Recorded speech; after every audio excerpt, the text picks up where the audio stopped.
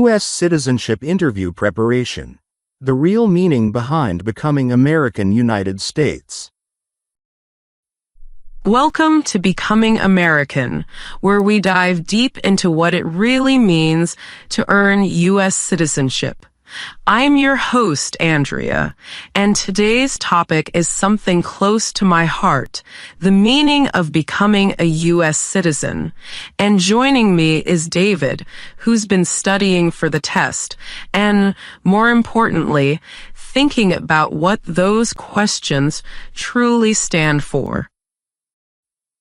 Thanks, Andrea. I've got my flashcards ready. 100 civics questions, right? But I'm starting to realize it's not just about memorizing answers. Exactly. Those questions like, what is the supreme law of the land? Or what are two rights in the Declaration of Independence aren't just facts, they're promises. When you say the Constitution is the supreme law, you're saying that no one, not even the president, is above the law. That's huge. Yeah, that's something that really struck me. Where I grew up, the law often meant whoever was in charge at the moment. Here, it feels like the law is something everyone agrees to stand under. Beautifully said. That's why the test includes those questions, to check if you understand not just what America is, but what it aspires to be. When you answer, what is one right or freedom from the First Amendment, and say, speech, you're naming something millions of people have crossed oceans for. I never thought about it like that. I just saw it as one of those quick answers, freedom of speech. But when I think about how people can speak out here, even criticize the government, that's powerful. It is, and that's why the citizenship test is such an emotional journey. It asks, who was the father of our country? George Washington, of course, but it's not just history trivia.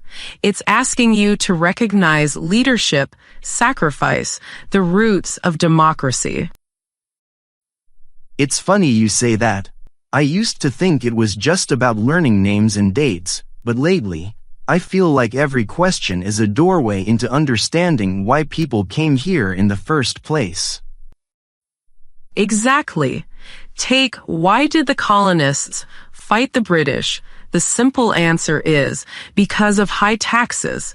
But the deeper meaning, they wanted self-government, the idea that people should make their own laws. When you study that, you're connecting to the heartbeat of American democracy. So the test is less about remembering and more about understanding who you're becoming. Yes, you're not just learning about the U.S., you're joining it. That's why one of the questions asks, what is one promise you make when you become a United States citizen? To be loyal to the United States, right? Exactly. And that loyalty isn't blind. It's a promise to protect the values of freedom, equality, and justice. That makes me think of the oath. When I read the words, I will support and defend the Constitution and laws of the United States, I realized, it's not about perfection. It's about commitment.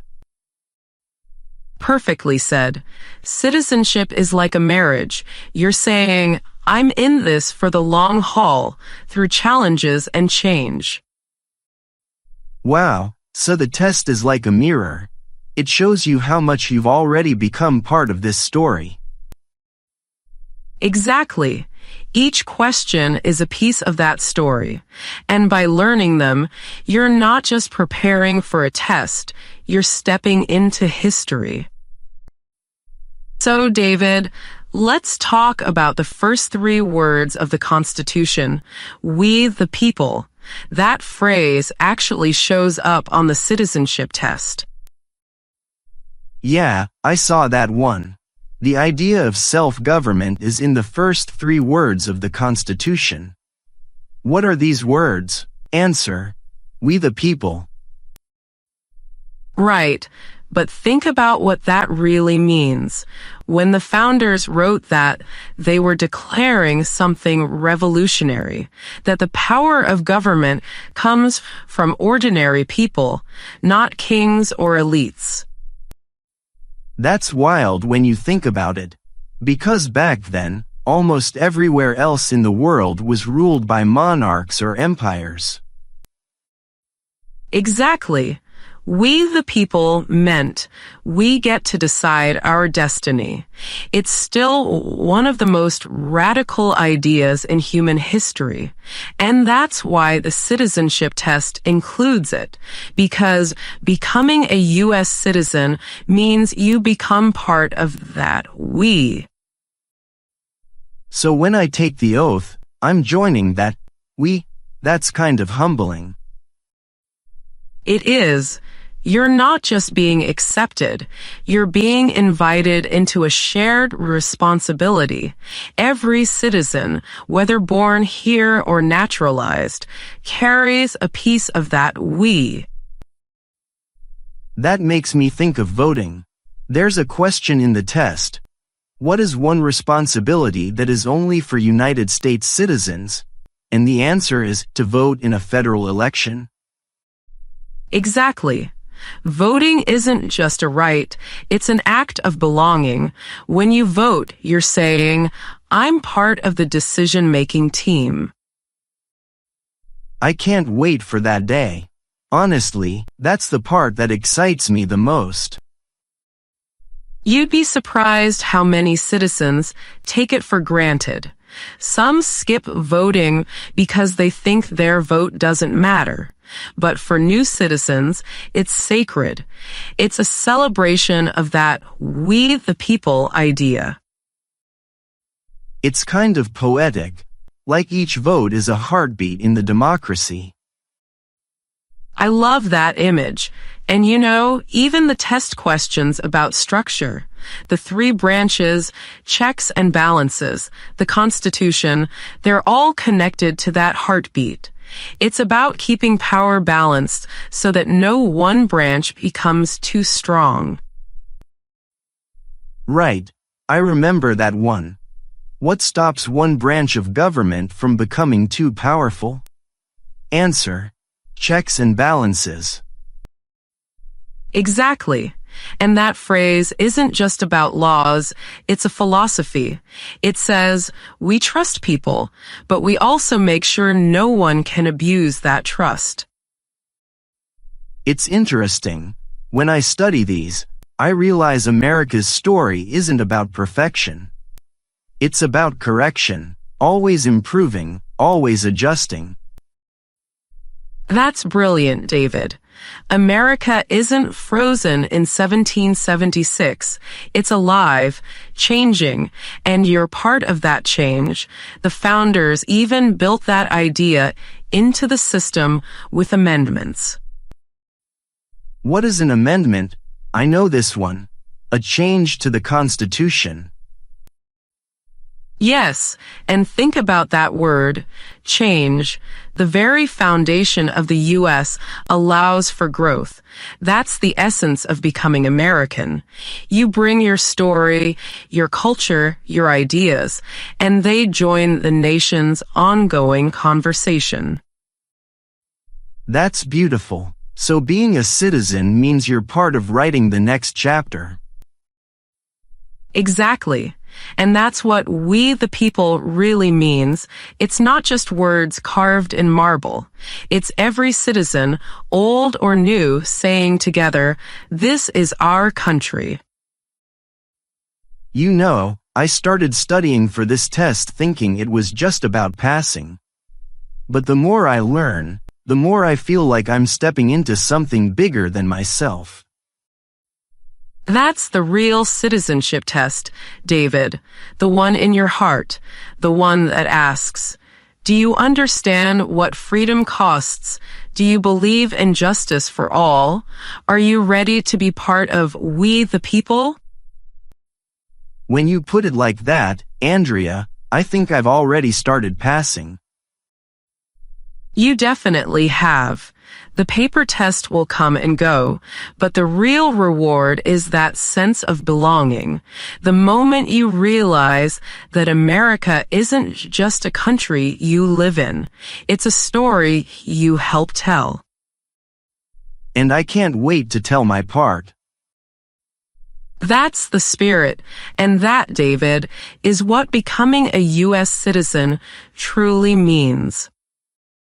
U.S. Citizenship Interview Preparation. The Living Lessons of Citizenship United States. Civics Question for you. David, last time we talked about we the people and what it really means to join that phrase as a new citizen. But now I want to go deeper into the Oath of Allegiance. Have you practiced reading it yet?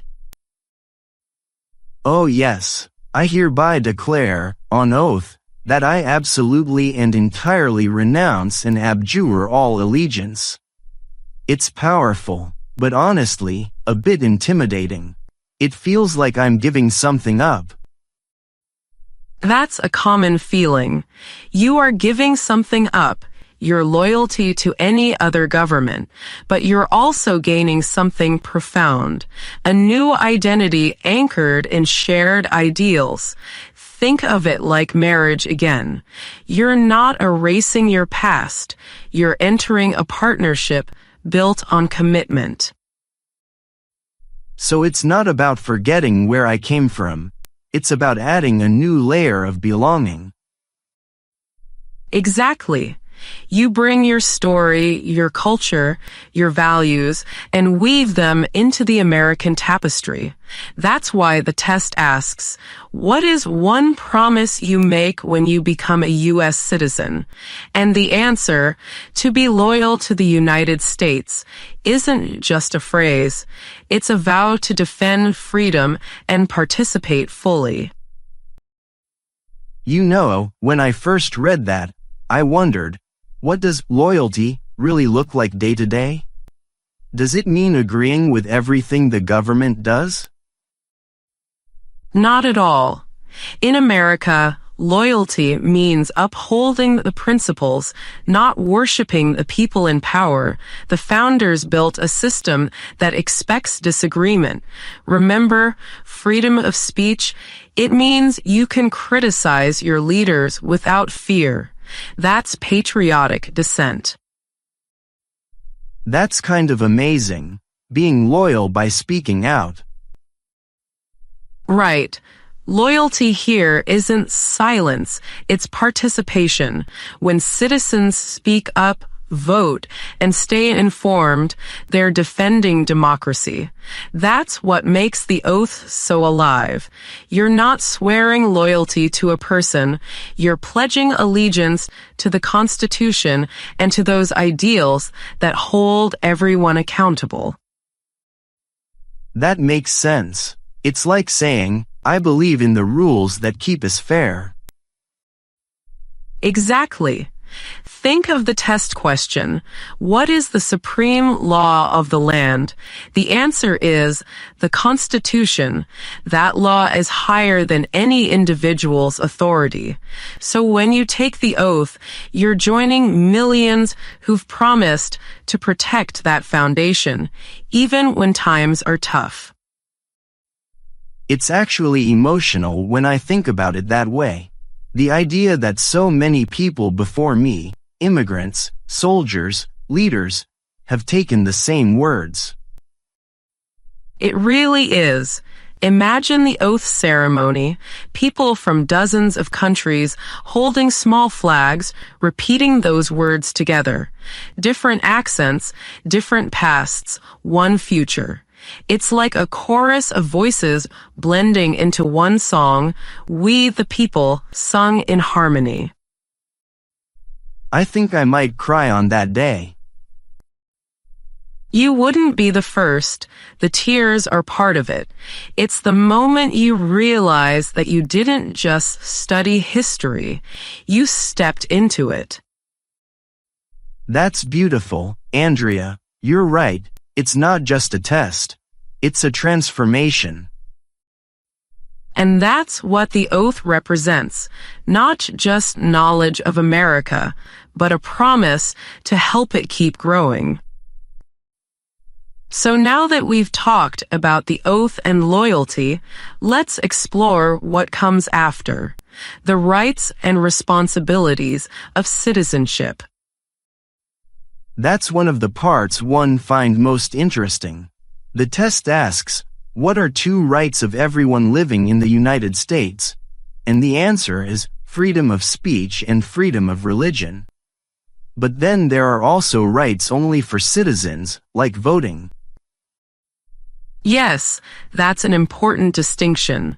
The U.S. protects many rights for all residents, but full citizenship opens doors like serving on a jury or running for public office. It's the country's way of saying, you've joined the team, now you get a vote in how the game is played. Serving on a jury, that one surprised me. It's not something people usually get excited about. True, most people groan about jury duty. But think about it. Jury service is one of the most direct ways citizens shape justice. It's like being part of the checks and balances system yourself. When you sit in that room, you're ensuring fairness between government and individual. I never thought of it like that. So, the responsibilities are really about keeping the system honest. Exactly. The founders built a government that depends on citizen participation. That's why another test question says, what are two ways that Americans can participate in their democracy? And the answer is vote, run for office. But participation can be much more. Writing to your representatives, volunteering, even joining a community board. So it's not just about what America gives me, it's about what I give back. Perfectly said. Citizenship is reciprocal. You gain rights like protection, freedom, and opportunity, but you also carry responsibilities, obeying laws, paying taxes, serving when called. It's a balance between privilege and duty. You know, that reminds me of something my grandfather used to say. Freedom without responsibility is just noise. That's profound, and it fits perfectly here. The U.S. system works because of that balance. The Constitution protects rights, but citizens give it meaning by using them wisely. Freedom isn't just doing what you want, it's choosing what's right. That's deep. I remember studying, what is the rule of law? And the answer, everyone must follow the law. It's kind of simple, but it feels like the glue that holds everything together. It is. Rule of law means no one is above accountability. Imagine if each person decided their own version of justice. It would be chaos. The rule of law creates order without tyranny, freedom without anarchy. It's kind of like music, right? You need rhythm and rules, or else it's just noise. I love that analogy exactly. Laws are the rhythm, and citizens bring the melody. Together, they create harmony. So every time I vote, follow a law, or even just pay attention to what's happening in the country, I'm playing my part in that music. Yes, and that's why the test includes these questions. It's teaching you the notes. You're learning how to read the sheet music of democracy. That's actually inspiring. I used to think of the test as something to get through, but now it feels like an invitation to play in the orchestra. That's the perfect image. And here's the beauty of America's song. It never ends. Every new citizen adds a verse. Some bring jazz, some classical, some hip-hop, but all of it makes the symphony stronger. I think I'm starting to feel like part of that music already. You are, David. Every question you study, every idea you reflect on, it's already shaping you into the citizen you'll soon become. U.S. Citizenship Interview Preparation. Living the Meaning of Citizenship United States. Civics Question for you. David, last time we talked about symbols like the flag and the anthem, how they carry stories of freedom and hope. But there's another kind of symbol we haven't talked about yet. You, the new citizen, is the living symbol of what America keeps becoming. Me? A symbol? I can't even fold the flag right. You don't need to. Think about it. The U.S. citizenship test isn't just checking knowledge, it's confirming values that live in people. Each person who takes that oath represents another chapter in America's story. That's a big responsibility. When I think about saying the oath of allegiance, it feels like signing my name to history. That's exactly what it is. The oath says, I will support and defend the Constitution and laws of the United States. It's not just a legal promise, it's emotional. It means you believe that freedom, equality, and opportunity are worth defending. I love that. You know, sometimes I imagine the interview officer asking, why do you want to be a U.S. citizen? I'd probably say, because I want to protect the values that gave me a second chance. That's perfect, and it shows how deeply you understand the test. For example, one of the civics questions asks, what is the supreme law of the land? The answer is the Constitution. But when you live that answer, when you respect laws, serve your community, and stand up for justice, you're turning that knowledge into action. So the real test isn't just at the interview, it's every day after that. Exactly. The U.S. citizenship test is the starting line. Passing it means you've learned the story, but living it means you help continue it. That's a good way to see it. You know, before studying for this, I never really thought about how fragile freedom is. Reading about the Declaration of Independence, about how the colonists fought because they wanted self-government, it made me realize that democracy isn't automatic. It has to be protected. That's one of the most profound realizations a new citizen can have. The people who fought for independence, for civil rights, for equality, they were ordinary citizens who believed in those same promises. By learning their names and stories, you're carrying on their legacy. I think I finally get it now. The test is like America handing you its story and saying, here, take care of this for the next generation. Beautifully said. And when you do, you become part of something bigger than yourself, the living heartbeat of we the people. Let's do something fun, David. How about a mini mock interview? We'll see how your answers sound, but instead of just giving the facts, tell me what those answers mean to you. Oh boy, the pressure's on. Let's do it. All right. First question, who was the first president?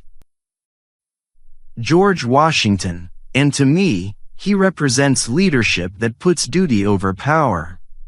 He could have been a king, but he chose to step down. That decision made democracy real. Excellent. You see, that's not just memorization, that's interpretation. Now, next one. What is one right or freedom from the First Amendment? Freedom of speech, and I think of it as the right to be yourself. In my country, people were afraid to speak up. Here, you can disagree with the government and not disappear the next day. That's real freedom. Perfect answer. You're connecting personal experience to civic principle. That's the heart of citizenship. Okay, one more. What is one promise you make when you become a U.S. citizen? To be loyal to the United States. But loyalty here doesn't mean silence. It means staying involved, voting, caring, even when it's complicated. I couldn't have said it better. You've turned each question into something alive. You're showing that these aren't just historical facts, they're living values. You know, I used to study these questions like flashcards, flat, lifeless facts. But now I feel like I'm learning a language of belief. That's such a great way to put it. The citizenship test really is a language, a way to talk about what America stands for. Once you speak it from the heart, you'll never forget it. I actually practiced with my niece the other day. She's 10, and she kept pretending to be the immigration officer. She asked, "Why does the flag have 50 stars?" And I said, "Because there are 50 states, 50 different ways of being American." She gave me an A+. That's fantastic. You just showed that citizenship isn't something you do alone, it spreads. When you share what you've learned, you're already serving your new country. That's the best part, isn't it? Learning that being American isn't about paperwork, it's about participation. Absolutely. The test gives you knowledge, but life gives you chances to use it. Every time you vote, help a neighbor, or teach someone about freedom, you're passing that test again and again. I think that's why people say citizenship is earned, not given. Because it doesn't end with the ceremony, it begins there. Exactly.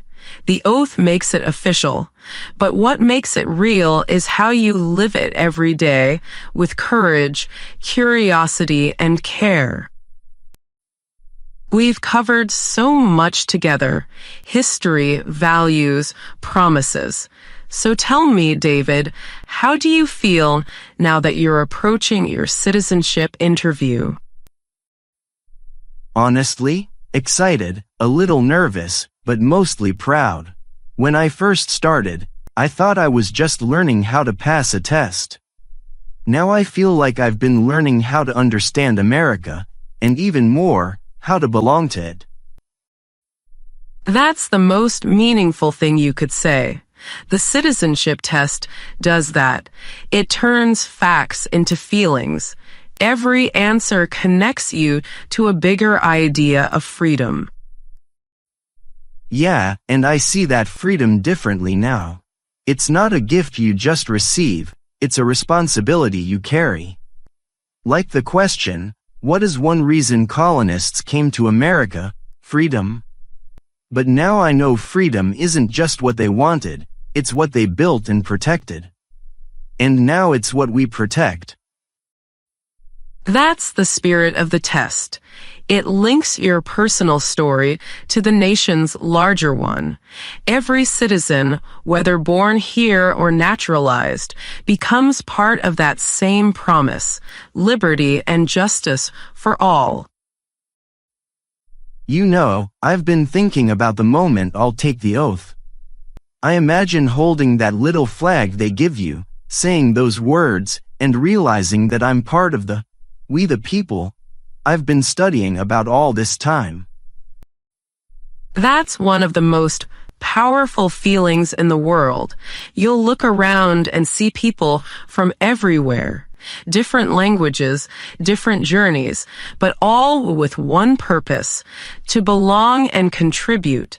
It's America renewing itself one voice at a time.